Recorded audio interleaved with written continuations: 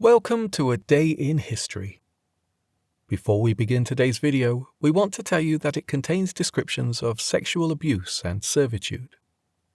We have tried to keep these descriptions as acceptable as possible, but there is some graphic detail in what you're about to hear. There have sadly been many wars since the end of World War II. We are currently watching on TV, on the internet and on social media, yet another brutal war being fought, this time in Ukraine. War can bring out the best in people, but unfortunately it also brings out the worst. Russia's invasion of Ukraine, more than any recent conflict, has allowed us, unfortunately, to see the brutal nature of war. For historians, the conflict has brought to life the tragedies of World War II in our new century. Mass killings, indiscriminate shelling, and the targeting of civilians.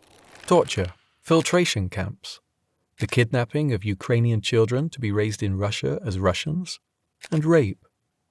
Rape of old women, young girls and boys, and wives in front of their husbands. Most of these crimes exist wherever conflict exists. But in Europe, with its tremendous stockpiles of modern weapons and its seemingly omnipresent cameras, we are seeing much of what is occurring firsthand. For World War II historians, the war in Ukraine answers the oft-posed question, what was World War II like? And the atrocities seem to make what happened some 80 years ago all the more real. Yeah.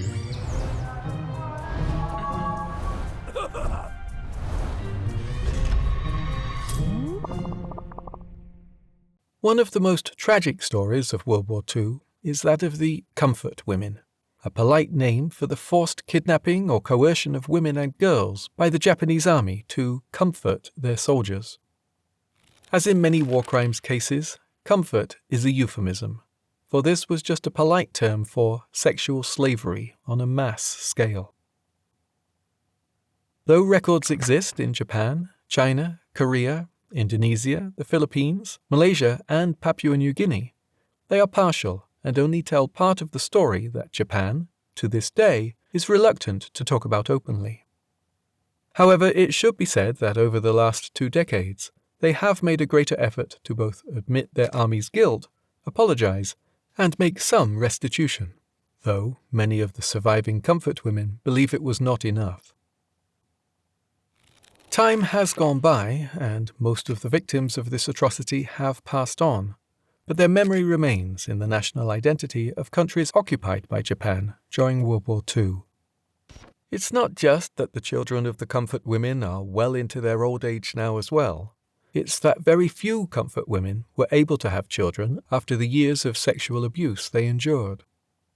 Physically, they had been made sterile, not intentionally, but from repeated punishing abuse.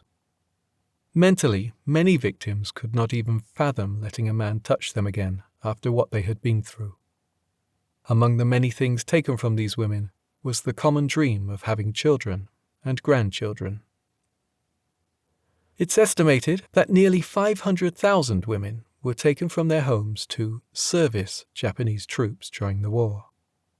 Most of the women taken were poor and uneducated. Some were taken by force, literally right off the street. Some were girls who had not yet had their first period. A surprising number were lured into captivity with promises of a good-paying job elsewhere, maybe in the nearest big city, maybe in Japan. The Japanese military secret police committed many of these crimes. Sadly, many women and girls were taken by their own countrymen. Oftentimes, these were criminal gangs. Other times, groups of men hired themselves out as contractors to the Japanese, guaranteeing them a certain number of girls for a certain amount of money.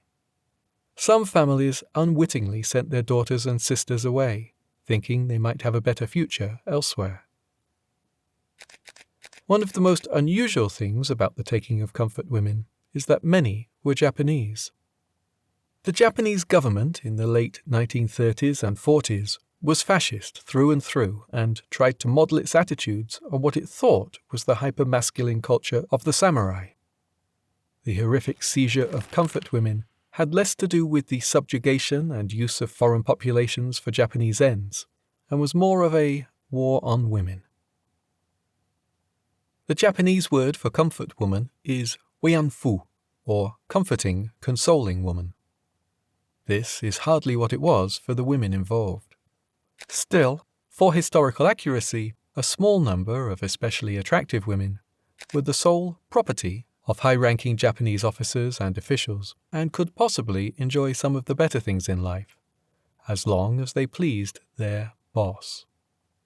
Apart from the bureaucratic doublespeak, comfort women were called by other names by the Japanese, which indicated their true feelings towards their captives, Japanese, Asian, and in many cases, European.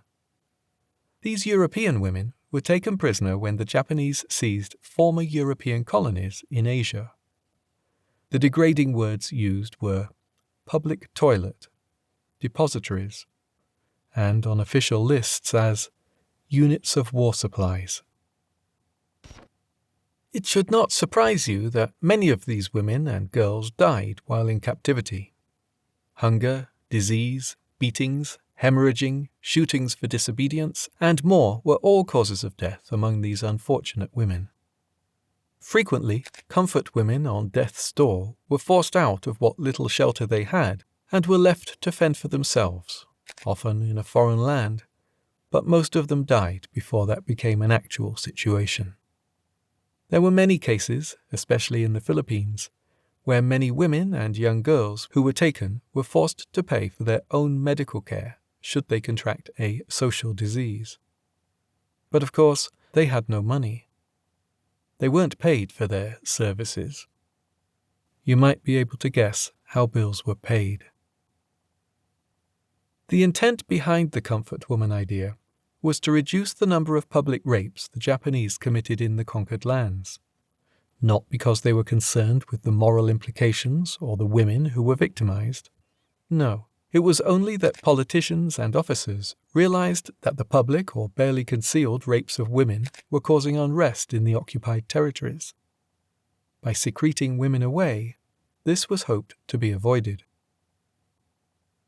Another reason for the establishment of comfort stations, as the places where women were kept were called, was to lessen the rates of venereal disease among Japanese troops. This may have worked for a short time, but as the US Navy began to destroy Japan's merchant fleet, condoms and medicine ran in very short supply. In many cases, comfort women were forced to rinse used condoms and use them again. Obviously, many Japanese soldiers did not like to use condoms and risked disease. The end result from late 1943 onward was that venereal disease rates were higher than before the comfort women were subjugated. The excellent but brutal movie Paradise Road, 1997, depicts the lives of a group of captured European and Indonesian women on Sumatra during World War II. After suffering enough as a prisoner, one of the women decides to take the Japanese up on their offer of working in the officers' quarters. Unlike many of the women abused by the Japanese, she is aware of what they want her to do. Only she thinks it will be only for the commanding officer. She gets pretty dresses and lives in a nice house, but the officer beats her and, what's more, invites his comrades to get to know her. The next time the other women see her, only a short time later, she doesn't recognize them, and her eyes stare blankly out of her bruised face. This was likely the case for 99% of the women forced into sexual slavery. But what's for sure is that most women did not live in nice houses with new pretty dresses. Instead, most kept the clothes they were taken in, or perhaps had brought a small suitcase for the new office or factory job they thought they were going to. When these clothes became ragged, the women and girls might have been given something to wear that had been worn by a now deceased friend or a gunny sack type shift, sometimes made out of rough burlap. That newly deceased friend may have died from disease or beating, or, being quite ill, might likely have been shot. On some occasions, the Japanese authorities took action against a soldier who had shot or beaten a woman or girl to death. Most of the time, this punishment came in either a simple admonishment or perhaps a reduction in rank. There are only a handful of instances where Japanese soldiers were jailed for a short time. For some soldiers accused or proven to have killed one of the comfort women, the most common punishment seems to have been transferring back to Japan. That is, if any punishment took place at all. If the clothes we described sound terrible, think about this. Many comfort stations, as the places where the imprisoned women and girls were kept were called, were right behind the front lines. This occurred mainly in China, where battles of one size or another happened continuously throughout the war, and in the Pacific. There are quite a few pictures of British or Australian soldiers speaking with liberated girls about their experience and providing medical care. This occurred mainly on Papua New Guinea, where a large number of Papuan Japanese women were sexually tortured. These were the daughters of Japanese businessmen who had worked on the large island before the war. Most, but not all, of these men went home to Japan, forgetting, or perhaps not even knowing, they had a daughter. One of the most infamous incidents of the US-Japanese War in the Pacific happened during the American invasion of the Japanese colony of Saipan. At the end of the battle, Japanese troops and civilians, many of whom had been forced to join the retreat by the Japanese army, were pinned on a narrow stretch of land.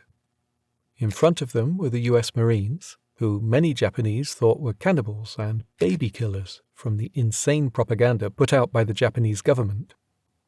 Though many of those who elected to jump, sometimes with the babies in their arms, did so of their own volition, many did not. Among these were many comfort women. Some women believed the Japanese propaganda and jumped out of pure, unreasoning fear. Others were prodded by Japanese bayonets.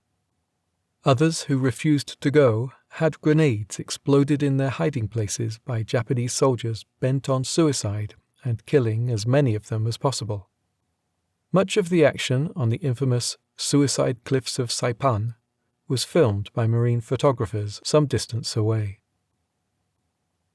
Though women and girls were taken in sizable numbers from all the nations mentioned at the start of this video, it's estimated that some 80% of all comfort women came from Korea, a Japanese possession since 1896. After the war, one of them, Kim Hak-sun, gave the following account of just part of her experience. "When I was 17 years old, the Japanese soldiers came along in a truck, beat us, and then dragged us into the back. I was told, if I were drafted, I could earn lots of money in a textile factory. The first day, I was raped, and the rapes never stopped. I was born a woman, but never lived as a woman. I feel sick when I come close to a man. Not just Japanese men, but all men, even my own husband who saved me from the brothel. I shiver whenever I see a Japanese flag. Why should I feel ashamed? I don't have to feel ashamed." She also told of Kim being raped 30 to 40 times a day, every day of the year, during her time as a comfort woman. As you might imagine, this caused intense physical pain and damage. The psychological and emotional damage also never went away. When the war ended, many survivors returned home and never spoke about their experiences to anyone. Many did not even return home, unable to face their families after their experience. It was not until the 1980s that enough comfort women, aided in part by the women's movement of the 1960s and onward, plus their maturity and sense of justice denied, began to protest for reparations and admissions of guilt from the Japanese government. Neither came easy. Many years passed before Japan agreed to pay any money to survivors, and very little. Finally, additional pressure, not only from the survivors, but from their few children and grandchildren, as well as Japan's enemies during the war, caused Japan to issue apologies and pay more significant amounts of reparations. However, most of these went to organizations formed to help survivors, and most survivors never saw any of this money. It's believed that only a few dozen comfort women are still alive, but women's rights organizations and others have put increased pressure on the Japanese to do the right thing, even all these years later. In Korea, a famous statue called Peace was placed in front of the Japanese embassy in Seoul, South Korea, depicting a comfort woman asking for justice. Similar statues outside Japanese embassies and consulates were soon erected in many places occupied by the Japanese, including a number in the United States. The Japanese government has repeatedly asked for these statues to be taken down. Most remain standing today. Thank you for watching our presentation on this tragic and important topic. Let us learn from history and join hands in making sure something like this never happens again. Never happens again.